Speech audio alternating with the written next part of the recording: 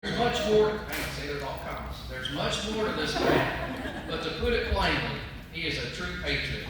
Please make welcome Lieutenant Colonel Alan Williams.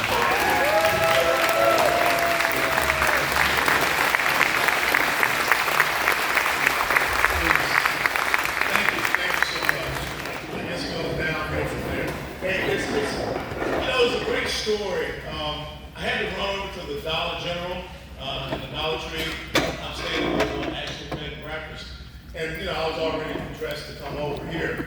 And I walked in, and the clerk looked at me as I was checking out. He said, "Do you know where you are?" Like, this is an episode of The Twilight Zone. I said, "Yeah, I'm in Melbourne, Arkansas." He said, "Well, you got on the suit and tie." I said, "Well, I felt like dressing up to walk down Main Street." I said, "Nah, I'm going to come down here and speak." He said, "Well, thank you for being here." I said, "You know what? Never thank me for doing what's right." And so many of you all have come up to me and said, "Thank you for coming here, thank you." Never thank me for doing what's right. Because if you love America, you will go anywhere in America to talk about our American principles and values. And we should never have people that believe that they're too hoity-toity or too high and mighty to go anywhere. Because the Lord and Savior that I serve, Jesus Christ, he didn't hang out with the Pharisees and Sadducees. He went down, he talked to everyday kind of folks. And that's what I love about being here, talking with everyday kind of folks. We got a chance to bust some rounds out this morning and everything, so it's near and dear to my heart. And what I am happy about is that this morning when I went to run and I had on my orange University of Tennessee running shirt, I didn't get shot. So, okay, I'm just like, it's great, okay? Because I know there's a little bit of enmity between, Hog Nation, Who Picks people, and University of Tennessee. But, hey, we got one thing in common today. We both suck. Okay, you guys had no offense the entire game, and Tennessee had no offense in the second half. So we both lost today, so let's be here and drown our sorrows together, all right? The dogs won. Who? Sorry. Who The won? Bulldogs. What Bulldog? Mississippi State.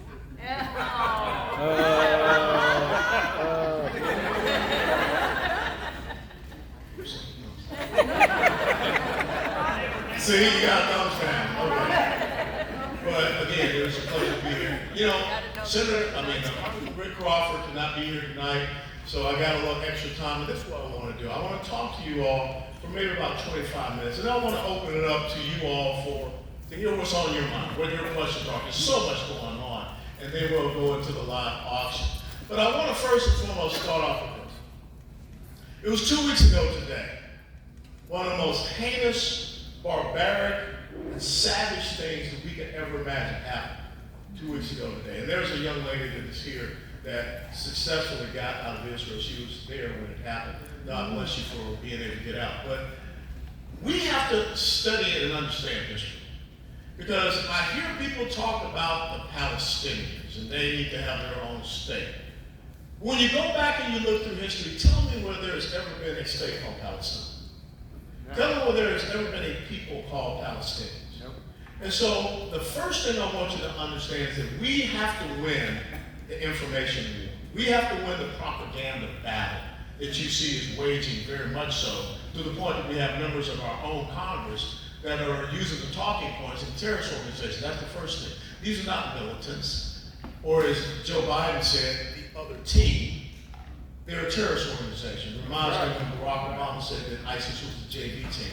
We got to take these people very seriously, and we have to treat them as such. But when you go back in history to 132 to 135 AD, some of y'all may remember this. This was the time of the Second Jewish Revolt. It was also called the Simon Bar Kokhba Revolt. And it was in that time of the Roman Emperor Hadrian. At first, the Jewish people rose up against the Roman Empire, and they were successful. They defeated them. They had freedom for a few years. But the Roman Empire came back harder and stronger because they were not going to let these people down in this area called Judea to defeat them. That would undermine the strength and the power of the Roman Empire. So when they came back to crush, not just this revolt, they came back to crush the Jewish people. Their intent was to exterminate, to eliminate, and to eradicate, and to erase the knowledge of the Jewish people, the knowledge of this thing called Judaism. That is why they destroyed the temple. That is why they destroyed all of their scrolls. That is why Emperor Hadrian decreed that Jerusalem would no longer be called Jerusalem. It would be called Aelia Capitolina. And Emperor Hadrian also said we're going to change the name of the region from Judea to Syria Palestina. Palestina. That's the first time that word was ever introduced because of punishment to the Jewish people for revolting against the Romans. Now you ask, okay, Colonel, so where did that word Palestina come from? Well, if you do the research, it came from the ancient word Philistia. Y'all remember, big old guy named Goliath got hit in the head with a rock? The Philistines. Yep. And when you understand the Philistines, who their ancient capital was a place called Gaza, the Philistines, they were not Arab. They were not indigenous to that land. The Philistines were from Greece and the Aegean Islands. So all of a sudden, how is it that now we're hearing this argument about these people need to have their own homeland? That got started with Yasser Arafat. And the Palestinian Liberation Organization, a terrorist group. Yep. And today they call themselves the Palestinian Authority, but really they're Fatah. They're the exact same thing, except they wear suits. But when we fail to understand that history, when we fail to understand the derivative of that word, then all of a sudden we fall into this trap. All of a sudden we have members of Congress. All of a sudden we have kids on our college campuses. When I hear these young people on college campuses saying that, we're standing up and rising up against the Israeli occupation of Gaza. Well, dumbass. In 2005, Ariel Sharon pulled Israel out of Gaza. And so that's why it's so important that we study. Remember what it says in the Bible, study to show thyself approved? We got to study. We got to understand history. Because when you don't, it's just the same as George Santayana said, the Spanish political philosopher, those who fail to learn from history repeat their mistakes. Yep. And if we don't understand that history of that region, which was also called the Levant. Remember, ISIS would call themselves ISIL, Islamic State in the Levant. Yep. Now, Levant came from the French and Italian sea merchants.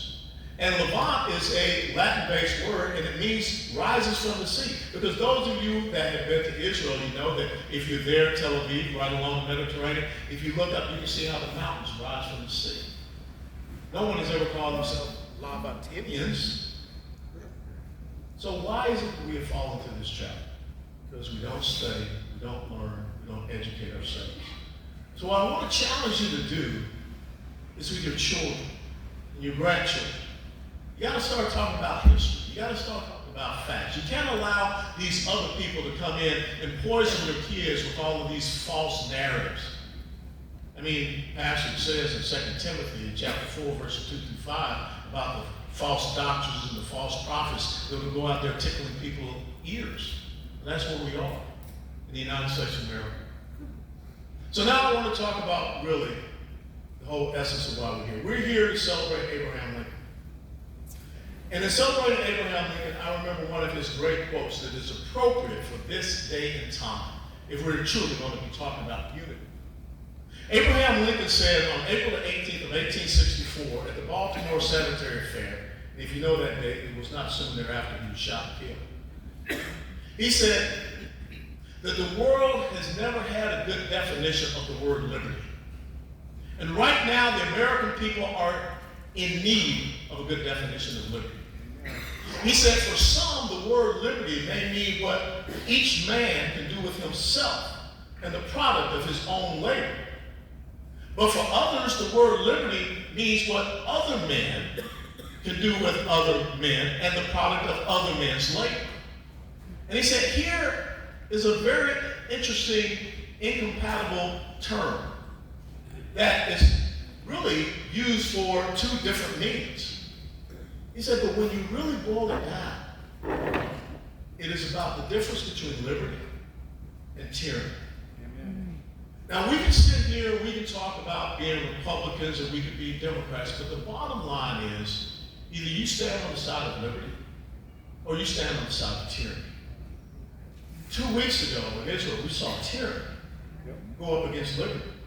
And every single day here in the United States of America, we see tyranny combating against liberty. How did we get to the point in the United States of America where people will come in and try to tell you what type of stove you can have in your house, what type of house you can build, what type of car you can drive, what type of dishwasher you can have? You know, we ain't got no problems in our house because I'm the dishwasher. Okay? I was raised down south, I'm the dishwasher. But when you think about the insidious nature of all these things, either you have this certain thing injected into your body or you're going to be ostracized. Oh, and because of this thing, this really bad virus, certain businesses have to shut down. Walmart didn't shut down. That's right. McDonald's or abortion clinics didn't shut down. That's right. But many small business owners were told that you have to be shut down. Show me in the Constitution where it says that the government has the enumerated power to decide that a private sector business has to close its doors. But yet, every time we turn around, we have government saying, we don't want to shut down. You can't shut down government. We need more of your tax money. That's the difference between liberty and tyranny. Right. When you all of a sudden have a government that says that you as the parent, when you're concerned about the education of your child, if you show up at a school board meeting, you're a domestic terrorist. Right. And we're going to punish you. Or you that believe in the preservation of life, which it says up here, one of the things in the sanctity of life, one of your principles. That we're going to come knock on your door in the middle of the night and conduct an FBI raid because you believe in pro-life. Or, if you remember the Catholic Church, we're going to infiltrate your church, try to see who are these pro-life people. That's the difference between liberty and tyranny. And oh, by the way, now you can't even say that your child is your child. If your child all of a sudden decides that, you know, I really don't think I want to be a little boy. I want to be a little girl. And in certain states in the United States of America, if you don't, quote unquote, affirm your child's decision, and oh, by the way, under the age of 18, kids can't even get a tattoo. Right. So how is it that a 10, or 11, 12, 8-year-old, and all of a sudden make a decision like that? Yet we now have a tyrannical government that says, if you don't affirm that child, we will come into the house and take your child away from you. That's tyranny. It's the difference between liberty and tyranny. And if we are to be true to who we are, if we're to be true to the words of Abraham Lincoln, we have to stand up for what liberty truly means. If we're to understand what it means to be a conservative, which if you study political theory, you go back and read the writings of John Locke, Second Treatise of Government, classical liberalism. It said that your rights naturally come from the Creator God. That's right. Not man. As a matter of fact, in the Bible, 2 Corinthians chapter 3, verse 17, it says that the Lord is a spirit. Where the Spirit of the Lord is, there is absolutely. And when you read our Declaration of Independence, there is no other nation in the world that was founded on the premise that the individual is sovereign, because the sovereign rights of the individual come from a sovereign God. Your life, your liberty, your pursuit of happiness. But John Locke said it was your life, your liberty, and your property. What was the other thing you had up there? Private property. And I live in a state down in Texas where the property taxes are incredibly high. Guess what? I can pay off my mortgage, pay off my land. I can never own my home in the state of Texas because I'm taxed on my property. That's right. That's a violation of our natural rights. And, oh, by the way, Thomas Jefferson quoted John Locke in the Declaration of Independence when he said, the laws of nature and nature's God. See, that's why we have to study these things. That's why we have to understand these things. That's why, you know, my American Express credit card that you don't leave home without. Declaration of Independence and the Constitution of the United States of America. When I hear elected officials say that we live in a democracy, if they're on jeopardy, they'd be gone. Because we live in a constitutional republic. Yeah. And even the Constitution says that we have supposedly a Republican form of government. But when we don't understand that, then the next thing you know, tyranny steps in, and people come down and create executive orders and edicts and mandates and decrees. And they take away more and more of your freedom without you even understanding and standing up for it. Because now we believe that a president, a governor, anybody can just put their name on something we're supposed to follow. That's not what liberty is about. We have a representative democracy, but we live in a constitutional republic. And the two most important things in the constitutional republic is the rule of law, our constitution, and your individual rights, freedoms, and liberties. Right. But if you don't understand these things, then the next thing you know, people will tell you to shut down your business. The next thing you know, people tell you to shut down your church, which is a violation of the very first liberty that we have in the Bill of Rights, the freedom of religion and the free exercise thereof. People will tell you that you can't go out there and peacefully assemble. People will tell you you don't have the freedom of expression. People will tell you on social media you have to shut you down. You've got to understand the difference between liberty and tyranny in these days and times, because that's what it comes down to. And I will tell you that we as Republicans struggle with understanding our own history. I was the chairman of the Republican Party of Texas, the largest state Republican party in the United States of America. But when I would travel around the state of Texas and ask them, when was the Republican Party of Texas founded? Very few people could tell. Independence Day of 1867 was the founding of the Republican Party of Texas by 150 black men in Houston, Texas.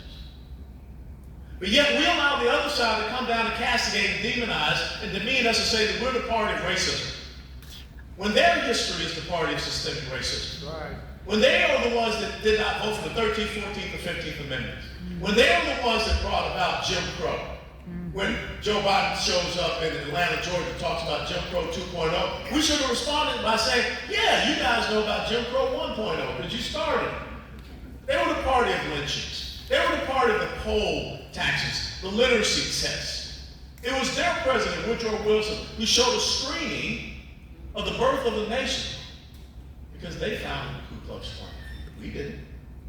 But when you don't understand your history, you don't understand that who we are as Republicans is rooted in this thing called liberty.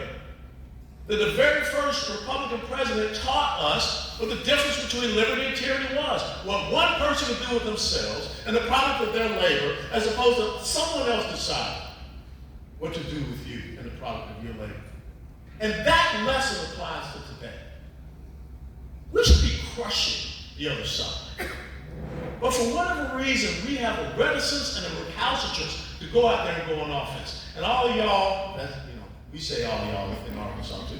All y'all that have ever served in the military, you know one doggone thing. You don't win on defense. Even if you have a successful defense, you got to counterattack to drive the enemy off the battlefield. But we constantly find ourselves on defense. Talk about losing the propaganda and the information war to Hamas and all these Islamic jihadists. We're losing the propaganda and information war right here. Yes, sir. To the progressive, socialist, Marxist, communists. Yes. Right. Yep. When you look at the failure of the left's policies, go to your inner cities. Now, I'm standing here, I think I'm the only person here with a permanent tan. But the people that have been most adversely affected by that party are the people like me. Yes. I was born in 1961 in the inner city of Atlanta, Georgia, in a blacks-only hospital. I'm 62 years of age. Think about that. 1961, born in a blacks-only hospital. But yet somehow, I'm able to become a lieutenant colonel in the United States Army when my dad was just a corporal in World War II. Somehow I've become a member of the United States House of Representatives. And at the time, I represented the highest per capita income zip code in the United States of America, Palm Beach Island. A kid born in the inner city of Atlanta, Georgia, in a blacks-only hospital, sat down not once, not twice, but 3 times with one of his constituents, whose name was Rush Limbaugh, had dinner. A kid born in the inner city of Atlanta, Georgia, in 1961, who at the time that he was born could not go on Fort Lauderdale Beach, go on Palm Beach Island. 50 years later, he's the congressional representative representing Palm Beach Island and Fort Lauderdale Beach. That's who we are. That's our story. Because in liberty, you can be a victor. But tyranny only wants victims. And in the same year that I was born in the inner city of Atlanta, Georgia, the two-parent household in the black community was 75 to 77% national. What is it today? It's 24%. And look at the second, third, and fourth order effects thereof. The lack of quality education. Even in North Carolina, when Republicans passed school choice legislation in North Carolina, the Democrat governor, Roy Cooper of North Carolina, issued a state of emergency because we passed school choice. Where were we to come out and just pound them about that? To say very simply, here's a party that once locked kids outside the doors of education, but now they lock them inside the doors of indoctrination. That's right. What a powerful thing to say, that we should all be saying. The fatherlessness, the rampant crime, the drug usage, all of these things. But see, as you all sit here right now, if you don't take these messages to the communities that need to hear it, they'll continue to follow along with this propaganda that they get. We care about you. Here's another handout. Instead of us saying that we want to give you the hand up, we don't want you to be a victim in the United States of America. But tyranny, that's what they want you to be. Why is it important that I'm in this Tri-County region? Because our counties are important to our success in 2024. The left has an incredible blueprint. They believe that they can go into red states and they can flip red states. And how do they flip red states? And let's be honest. You look at the state of Washington. It's red all over that map when you look at the counties, except for one major county, King County, Sal and Tacoma. You look at Nevada. It's red all over the state of Nevada, except for two places. Clark County, Las Vegas, and Reno, Nevada. You look at Colorado. I know we have some people here that just recently moved from Colorado. You look at Colorado. Red counties all over the place, except for where? Denver, Boulder, and now Colorado Springs. You look at Georgia, my home state where I was born and raised. Now they have two avowed socialists as senators from the state of Georgia. Why? Atlanta, Fulton County metropolitan area, Macon, Columbus, Augusta, Savannah. You look down the road to Texas. 254 counties in Texas. Oh, you know that. I've been out there. 254 counties in Texas. When you go to Dallas County, Austin, Texas, Travis County, Houston, Harris County. Houston, Harris County, second, third largest metropolitan area in the country. San Antonio, Bexar County, El Paso, 5 counties. All major areas blue. If we don't stand up strong in our rural counties, if we don't have a strong turnout, now it's a numbers game. Here in the state of Arkansas, you're up against Little Rock. Here in the state of Arkansas, you're up against Fayetteville. Anywhere you have a college, that's the battleground.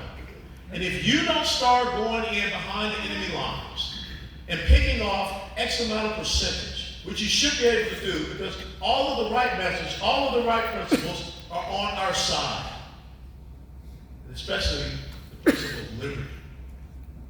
When I hear pastors saying that they are pro-choice, I am confused. Me too. Because last time I checked, Deuteronomy 30 and 19, the Lord set before us two choices. He said, choose life, so that you and your descendants shall live. So I don't know, there's some confused pastors, but we got a challenge. When I see a Black Lives Matter banner on a church, they're very confused. Because tell me, what does a Marxist organization, oh, by the way, maybe some of y'all saw the meme that BLM put out with the Palestinian guy paragliding in, saying that they stand with the quote-unquote Palestinians who are just nomadic Arab Muslims. Well, why aren't we going out there and professing these things? We've got to do a better job messaging. We got to do a better job in all of our red counties. And the other great thing about red counties is this where we make a difference if it comes to election integrity. In all of our red counties, we should be passing resolutions. Number one resolution, we will not have any unsolicited mail-in ballots in our county. All right. You can do that. Because the county level is where elections are executed. Processes and procedures for elections are at the county level. If you go back to April of 2020, you will see an article written by Eric Holder in Time Magazine. The title of the article was How the Coronavirus Should Permanently Change Elections in the United States of America. You know what Eric Holder, his position was in that article? Unsolicited mail-in ballots. Just mail out ballots all over the place, and the next thing you know, you see what happens. Mm-hmm. You can say in your respective county that you're going to continually have voter registration roll review. You need to do that. Why? Because the illegal's going to end up voting. They're already talking about giving them driver's licenses. And the governor of Pennsylvania said he wants to have universal voter registration. You know what that means? The governor of Illinois has already said he wants illegals to be law enforcement officers. Ugh. And with Bill Clinton, you know, remember that? I'm still freaking out that I flew into Bill and Hillary Clinton airport. I told you I had to fumigate myself last night. But remember when Bill Clinton did the motor voter law? That if you go to get a driver's license, you also register to vote. See, these people think strategic. Tyranny thinks years and years out. Yep. We've got to start doing that. And so start looking at the things that you can do in your county to be a bulwark against all the craziness. Because as long as we allow people to continue to hook up to machines in the ethosphere, you're going to find the tens of millions of people that are still out there in the ethosphere that are dead, that have moved from place to place. They're going to start getting drip, drip, drip into your respective areas. It's already happening in certain red counties, even out in Wyoming. Hmm. There's nothing wrong with you saying here in Izzard County or in Fulton County or anywhere, we want to go to paper ballots. How many people in Izzard County? Registered voters? Yeah. 9,500 9,500. people. Y'all can't count 9,500 people. Sorry, I mean, they can count 9,500 people. You think? If they can't count 9,500, I mean, you should get in the Marine Corps. I'm just kidding. No. I love the Marines. I spent 3 years with them. But see how silly this is? We can do paper ballots in these counties and make sure that we are not allowing ourselves to get sucked into this ethosphere where people are dripping in, wrongful voters. And that starts at the county level. Our sheriff, where's sheriff? Where you at? Stand up, sheriff. You want to have constitutional sheriffs. You don't know what that means? Read. Sheriffs take a note to the Constitution. There's a great organization out there called the Constitutional Sheriffs and Peace Officers Association. That's what you want in all your counties. Because if somebody at the gubernatorial level or someone at the federal level says something goofy, sheriffs don't have to follow it. Case in point, when the government of Mexico stands up and says that she's going to suspend the Second Amendment because there's too much crime going on, which, by the way, is because of the policies of the other side. Right. The sheriff out there in that county said, I'm not enforcing it. That's the power that a sheriff has. That's right. And that's why you've got to be focused on these local level elections. Mayor elections, city council elections, school board elections, county commission elections, sheriff's elections. If we're going to win the battle of liberty versus tyranny, it first starts in our homes, starts in our communities, starts in our counties. Then we've got to push it out. We've got to do something in these major urban population areas. Let me close with this and then I'll open up to your questions. The measure of who you are is not what you do and what you achieve in your life. It's about what you allow subsequent generations to be able to have and achieve in their lives. My father was born in 1920 in South Alabama. He jumped the Chattahoochee River and grew up in South Georgia. My mother was born in 1931 in South Georgia, Fort Valley, Peach County. At the age of 15, my dad, the old corporal, United States Army, World War II, who already had a son who was a lance corporal, United States Marine Corps, Vietnam, he looked at me. He said, there's no greater honor than to wear the uniform of the United States of America. And you will be the first officer in this family. On 31 July 1982, at the the University of Tennessee, Stokely Athletic Center. He was at my right shoulder, Mom was at my left shoulder, and they pinned on second lieutenant bars. That's the mission that every single one of us has. It is not that you are sitting here tonight. It's whether or not your children and grandchildren will be sitting here 30, 40, 50 years from tonight. Where they will have the same freedoms and liberties that you were afforded. That's the fight that we're in. That's the fight that you have to commit yourself to every day. It's the fight of liberty versus tyranny. That's the legacy that Abraham Lincoln gave us in his sacrifice. And when you look at those principles, the power of the faith of God, that's liberty. The sanctity of life, that's liberty. Individual responsibility and mission, individual, that's liberty. Individual freedom and liberty secured. A limited government, private property, lower taxes to produce economic growth, small business entrepreneurship, strong national defense to protect our liberty, the personal right to own and bear arms. When you read the Second Amendment, the Founding Fathers understood one single thing, and I shared this earlier with some folks.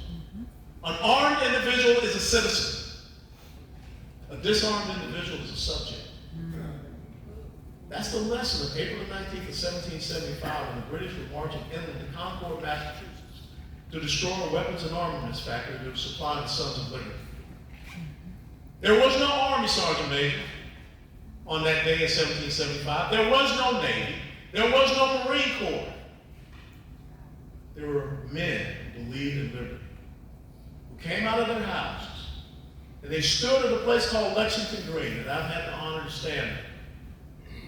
And they fired a shot that was heard around the world. They fired a shot of liberty.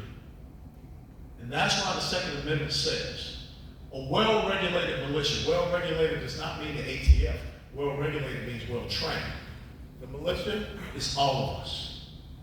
Not a standing army, it's us. Being necessary to the security of a free state. So before you talk about a strong national defense, it's our responsibility to secure this great land, this great nation, first and foremost. Therefore, the right of the people to keep and bear arms shall not be infringed. Right. That's a pretty straight language.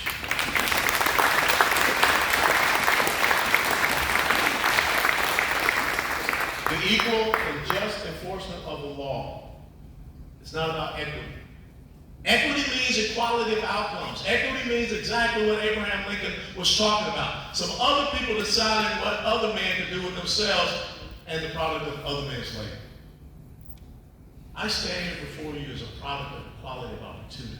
Because that's a big difference. You need to go out and preach that language. And the last thing, separate and equal branches of government.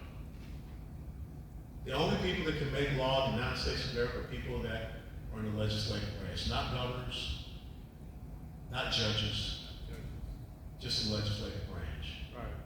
If we don't understand what it means to live in this constitutional republic, Article 4, Section 4 of the Constitution says that the federal government shall guarantee that every state in the Union a Republican form of government and to protect every state in the Union from invasion. That right there is a simple reason why this current administration should be impeached. Right. And if we don't understand that simple article, this is where I find ourselves. Understand what liberty is.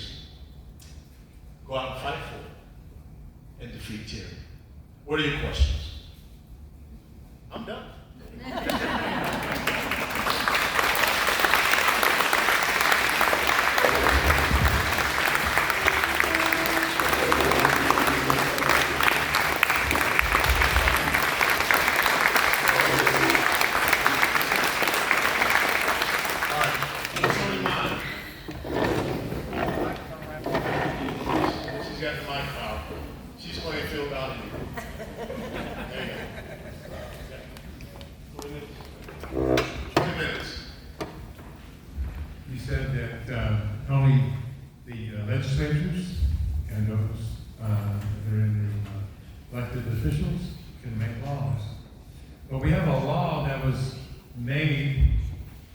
in the Supreme Court that, you know, Yeah, and what you just said is oxymoronic. I know it. Okay, because the Supreme Court. And they still, and they haven't gone against it. They went against the abortion issue. They said that was wrong. And they need to go against the thing about marriage between a man and a man, and a woman and a woman. That's not, they made that law. That was not the legislatures making that law. That should be go against. And therefore, what states have is something called constitutional nullification. If the federal government is doing something that's not in concert with the Constitution, and that's the other reason why you have to read the Supremacy Clause. Because people always come out and say, well, the federal government is supreme over the state. Well, not so fast, my friends. First and foremost, the Declaration of Independence says that free and independent states created the United States of America. So it's the other way around. But the Supremacy Clause says that the states have to be, the federal government is supreme over the states as long as they're acting in conjunction with the Constitution. Right.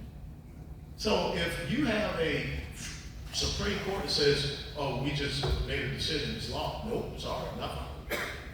And it's just that simple. It just takes the cojones to stand up and do it. And too often, we just, our side, we're a little timid. Mm-hmm. The other side's tenacious.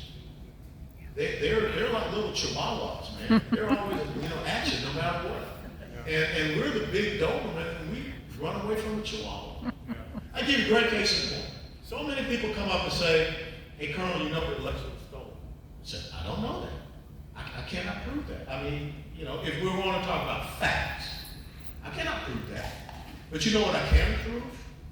I can prove to you that there were unconstitutional actions in 6 very important states in the 2020 election that should have gone up before the Supreme Court. Yep. Because in Georgia, in Texas, in Pennsylvania, Michigan, Wisconsin, and Arizona, you had governors, you had secretaries of state, you got to be a secretary of state, he would never do that. But you had secretary of state, and you also had judges to change the election law. Yep. And guess what you had all 6 of those states I named? Republican majority legislatures. And what did they do? What did it say right there? Separate and equal branches of government. If you allow the other side to steamroll you, they're going to steamroll. So that should have been brought to the Supreme Court. And when the Supreme Court said that they were not going to hear the case, that's a violation of the Constitution. Because the court of original jurisdiction for states that want to bring petition for redress of grievance against another state is the Supreme Court. Mm-hmm. So when we learn these things, we know these things, we got to get away from hyperbole and rhetoric. Speak facts, speak truth, speak the Constitution, and be strong about it. All right, next question. I was wondering, can you hear me? Okay. I was wondering, considering all the things that our present President Biden has done, from leaving arms in Afghanistan and going to Putin and giving him 16 things he shouldn't be able to hack, and which happened anyway. Like a few weeks later, the Colonial Pipeline got hacked, and so did some businesses and everything. And him going and taking away from the security of that Trump put in when it comes to the grids, and just all the, and leaving the open border and everything else, and him being commander-in-chief of the armed forces. Why can't he be charged with treason? Why can't he be court-martialed?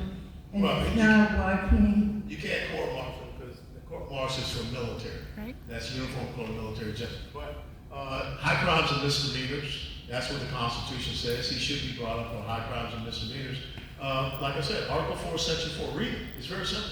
I mean, he's in complete violation of that. Now, the thing that you have to do and understand is that the House of Representatives kind of acts like a grand jury. They create the articles of impeachment and things of that nature. They vote on it. Then it goes over to the Senate. And the Senate is where an actual trial is being had. I mean, this Senate with Chuck Schumer, they would never vote for the impeachment of Joe Biden. But that should not stop us from doing what is right.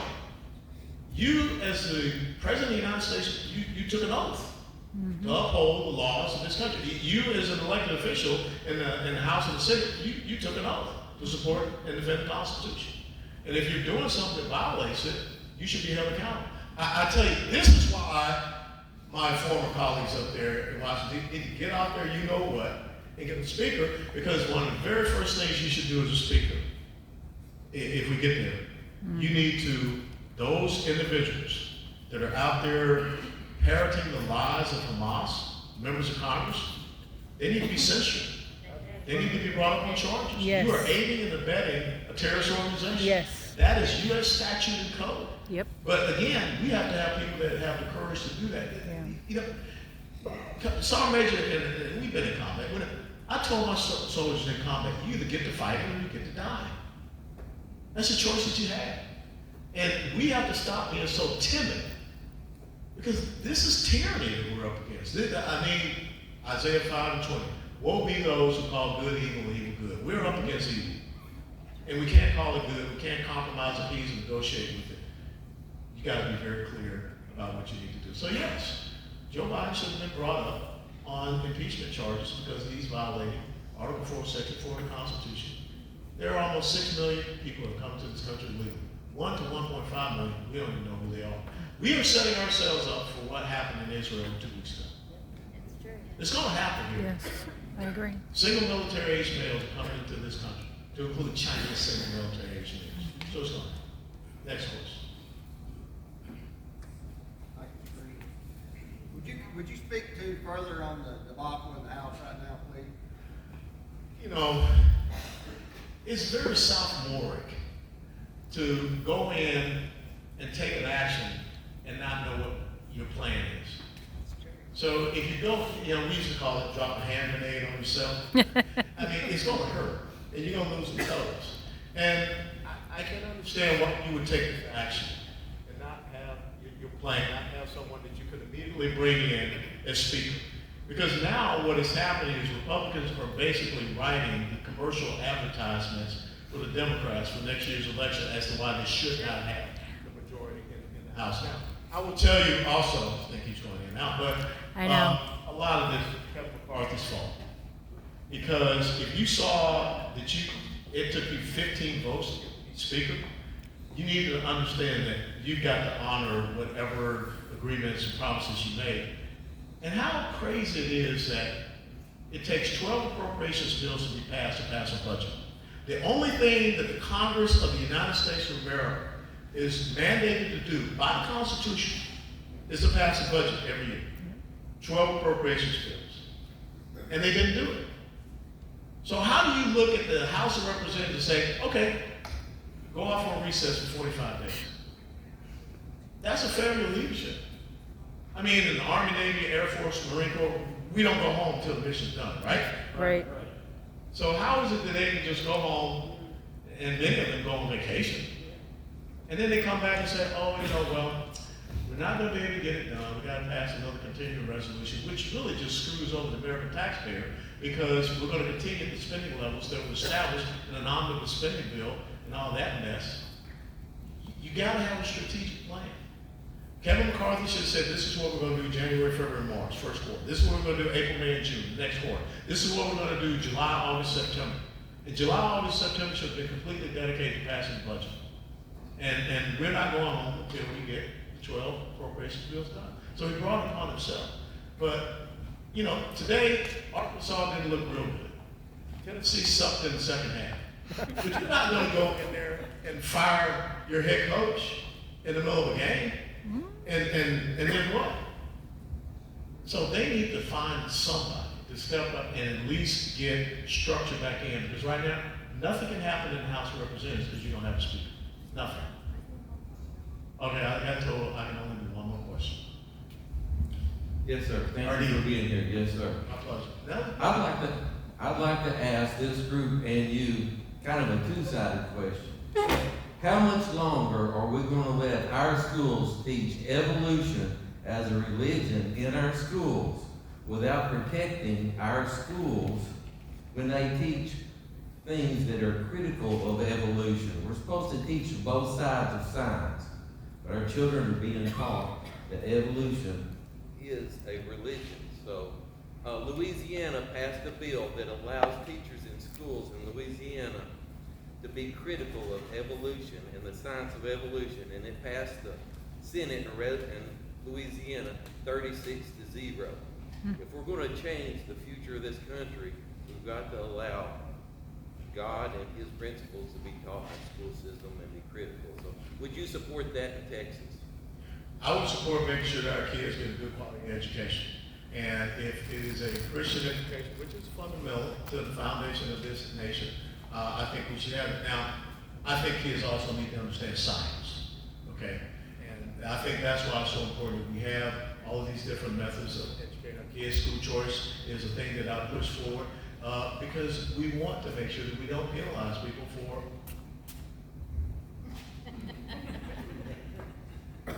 we want to make sure that we don't penalize people and violate their First Amendment right, which is freedom of religion. Evolution is not science. I get what you're saying, but I'm saying that also, I want kids to be able to understand science and biology and things of that nature. I want them to understand that there are two genders, not 62. Okay, so let's make sure that we teach them the biology as well as understand that there was Adam and Eve, not Adam and Steve, and all these different things. Okay. Let me again just close by saying thank you. It is very humbling that you would ask me to be here and share this evening with you all. But again, this is a reflection of the greatness of the United States of America. That a kid born in the inner city of Atlanta, Georgia, in a blacks-owned hospital, could be here before you tonight. That's the thing that we have to go out there and share to everyone. That you have the ability in America with liberty to be able to decide what you want to do and where you want to go. And that's the beauty of why so many people have come to our shores. Because we don't look to constrain. We say, as we once had as a motto in the Army, be all you can be, not what someone else wants you to be. This is the fight that will define who we are. And remember the Battle of Thermopylae, where Leonidas said to one Spartan soldier to go back and said, go tell the Spartans, strangers passing by, that here obedient to their laws we lie. Because the laws of the Spartans was no surrender and no retreat. Ask yourself, what do you want to be remembered by? Or your children and your grandchildren, all those other kids, when they come to visit you in your final resting spot? I know what I remember my dad and my mom for when I go to Marietta National Cemetery and I visit their grave site where they're buried together. Because as they were in life, so they are in death and in war. God bless you all. Thank you.